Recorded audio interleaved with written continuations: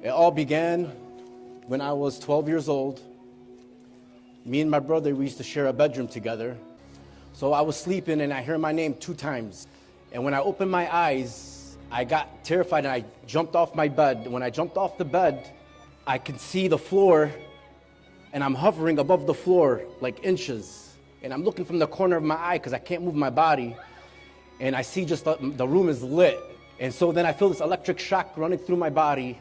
And I feel my body coming back up. And as I'm coming up, as I reach the top of my mattress, I seen him with his hand doing this.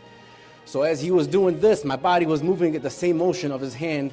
And he sat me down. And the first thing he said to me, do not be afraid. And how ironic is this? The first thing that punched me in my face when I opened the Bible was in Matthew, do not be afraid. And then the second thing he said was, do you know who I am? And let me tell you guys, I was 12 years old. I didn't know anything about Jesus. I didn't know anything about anything. All I know is Allah is my God and Muhammad is my prophet and everybody else is a prophet to me. And that's it. But automatically, I said, you're Jesus. And I felt him smile. And we were talking not like how I'm talking with the voice. It was through our minds, telepathy. So when he told me, do not be afraid, and do you know who I am? And I said, Jesus, and I seen a smile. He was talking to me, and I couldn't believe it. So I'm like, there's no way this can't be real. And at the same time I said that, he says to me, this is real. And I look, and I'm looking through him, and I could see through him, and I see my brother's body breathing and moving as he's sleeping.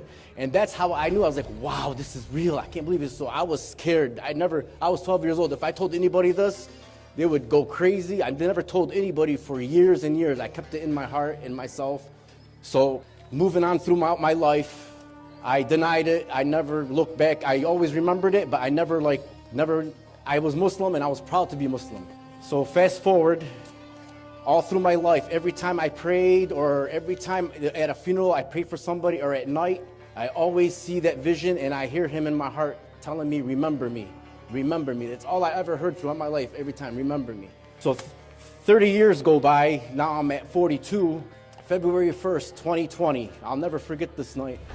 I said my Fatiha before I went to bed, asked Allah to please guide me, be with me, keep me safe like I always do every day. And this time he got sick of me ignoring him, and he literally let me feel what death was, because I'm 44 years old. I had so many dreams in my life.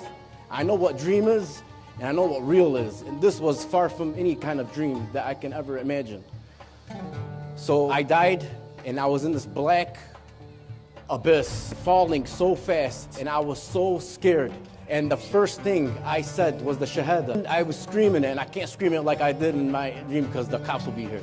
But I screamed, Ashhadu an la ilaha illallah, Ashhadu an la Muhammad Rasulullah, Allahu Akbar, Allahu Akbar, Allahu Akbar. I said it like 8 times, screaming. And my soul told me, you're wrong, it's not true.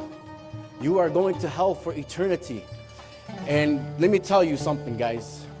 I cannot even explain it in words. The feeling of what hopelessness is doesn't compare to the hopelessness you feel in this world. You feel it 1,000,000 times worse. Man, I got chills, I'm sorry. I never did this before, so bear with me. So as I'm falling so fast down, it's pitch black. All I see is this white light flying around me in circles fast, and I'm falling. I knew it was my guardian angel, and this guardian angel's voice was the only way I could explain it to you in life is it's the most scariest and the most beautiful voice in one. That's the only way I could explain this angel's voice. And it was coming from this ear to this ear, back and forth.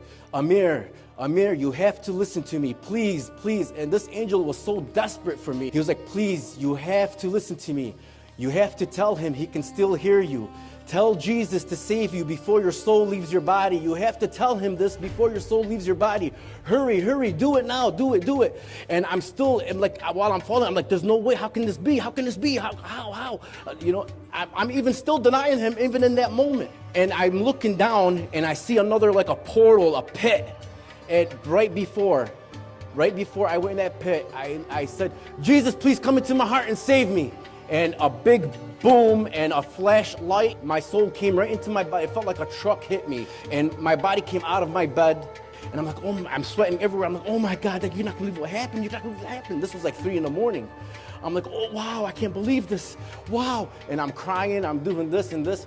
And me, being the stubborn OCD person that I am, I wasn't like my uncle, brave enough to get on my knees and ask Jesus to save me. So I said to myself, there's no way this is happening to me. There's no way I'm gonna read the Quran. There's no way I gotta read the Quran. This can't be happening.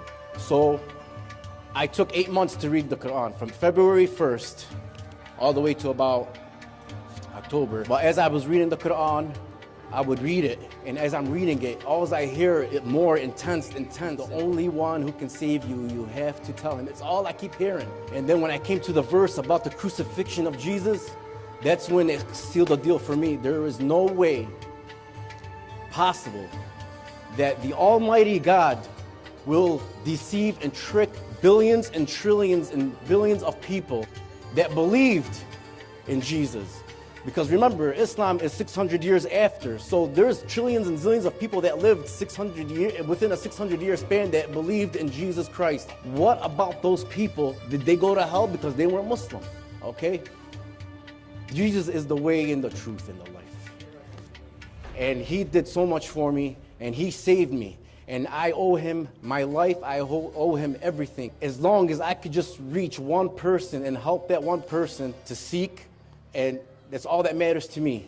Jesus says, one lost sheep is worth more than the 99.